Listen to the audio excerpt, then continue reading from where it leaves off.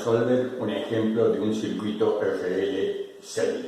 Tenemos los datos y las incógnitas. Lo primero que vamos a hacer es, con el dato del coeficiente de autoinducción de la bobina, calcular XL. Entonces, XL va a ser igual a 2 por pi por F por L. Reemplazamos los valores y es 2 por pi por F, que vale 50, y por L, que vale 0,05. Eso nos da igual 0,7 ohmios. Conocido XL y con el dato de R, vamos a poder calcular Z, o sea, la impedancia del circuito, que es igual a la raíz cuadrada de R cuadrado más XL al cuadrado, igual a la raíz cuadrada de 20 al cuadrado más 15,7 al cuadrado, igual a 25,4 ohmios. Conocido el valor de Z y con el dato del valor de la tensión aplicada podemos calcular I. I entonces va a ser igual a E dividido Z, igual a 220 voltios dividido 25,4 ohmios, igual. Redondeamos en 8,7 amperes. Tenemos el valor de la corriente. Con el valor de la corriente y el valor de R y XL vamos a calcular E sub R y E sub L. E sub R, la caída de tensión a los bornes de la resistencia, es igual a I por R, igual a 8,7 amperes por R por 20 ohmios, igual 174 voltios. E sub L es igual a I por XL, igual a 8,7 amperes por XL, que vale 15,7. 136,6 voltios. Tenemos las dos caídas de tensión, la tensión y la corriente. Podremos hacer ya el gráfico. En el eje de los X positivos, con una escala determinada, graficamos la corriente, 8,7 amperes. Esto es I. Ahora, con una escala de tensiones, vamos a graficar E sub R, que está en fase con la corriente.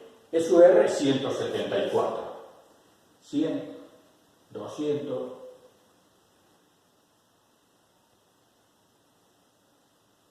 E sub R. E sub L está adelantada 90 grados con respecto a la corriente y es 136. 100, 200, 150. E sub L. Ahora hacemos la suma de esas dos cantidades vectoriales, o sea, de esos dos vectores, por medio de la regla del paralelogramo. Obtenemos el valor de E, o sea, la fuerza electromotriz aplicada. Y el ángulo entre la corriente y la tensión lo llamamos phi. E sub L es este valor. Entonces, en este triángulo podemos calcular el coseno de phi. Coseno de phi va a ser igual a E sub R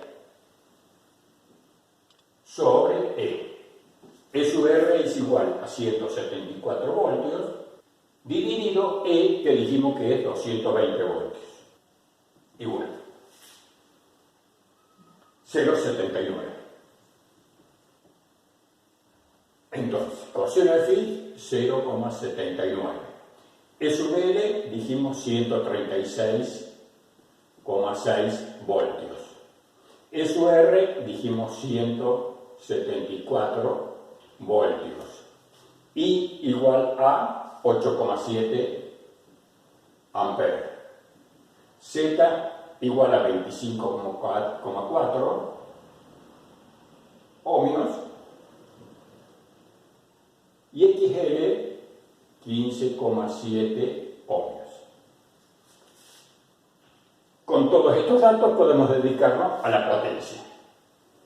La potencia activa es igual a S sub R por I, igual. S sub R es 174 voltios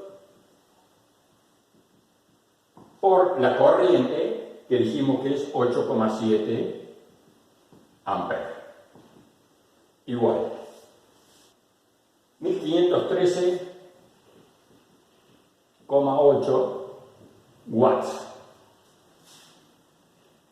La potencia aparente es igual a E, la fuerza electromotriz aplicada por la corriente, igual a 220 voltios por I, que es 8,7 amperes. Igual 220 por 8,7 igual 1914. La potencia aparente no la medimos en watts, sino que la medimos en volt ampere.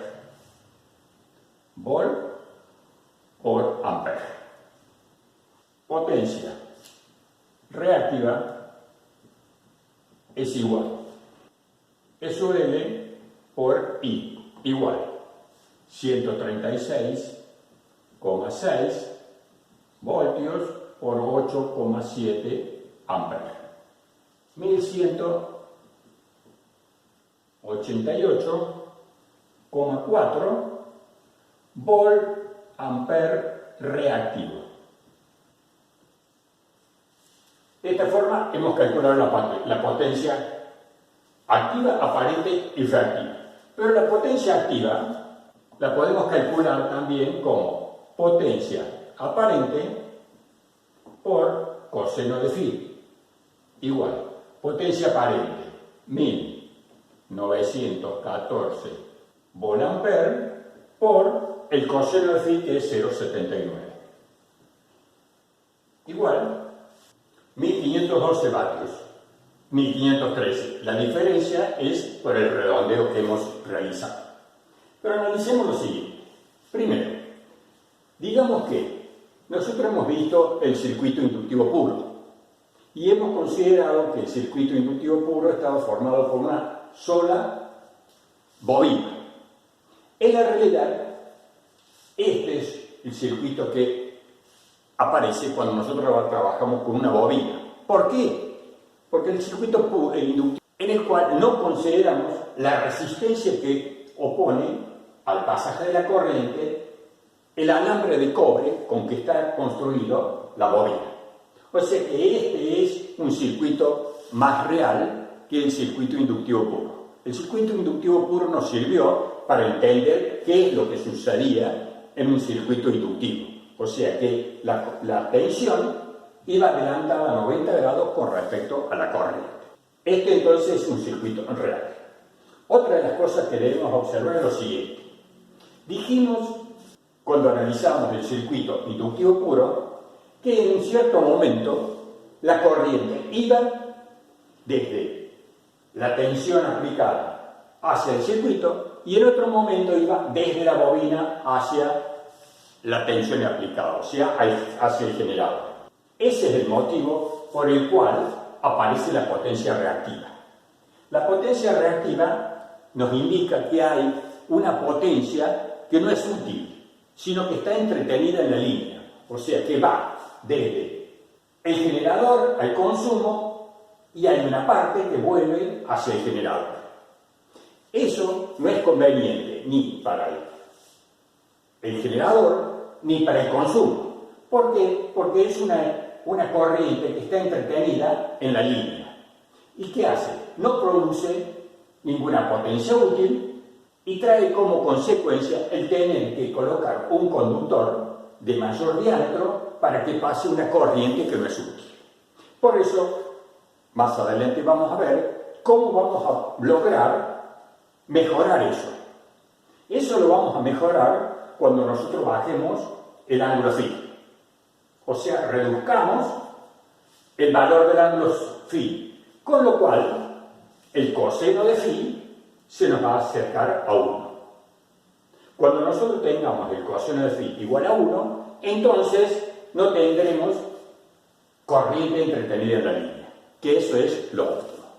De esta forma, entonces, hemos realizado el ejemplo de un circuito RL-CD.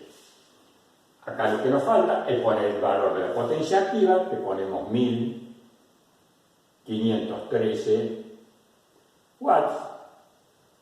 La potencia aparente, 1914 volt ampere, 1188 volt ampere reactiva. La diferencia entre la potencia aparente y la potencia activa nos da una idea de la pérdida que hay en la línea que transporta la energía hacia el consumo cuando tenemos un coseno de phi bajo.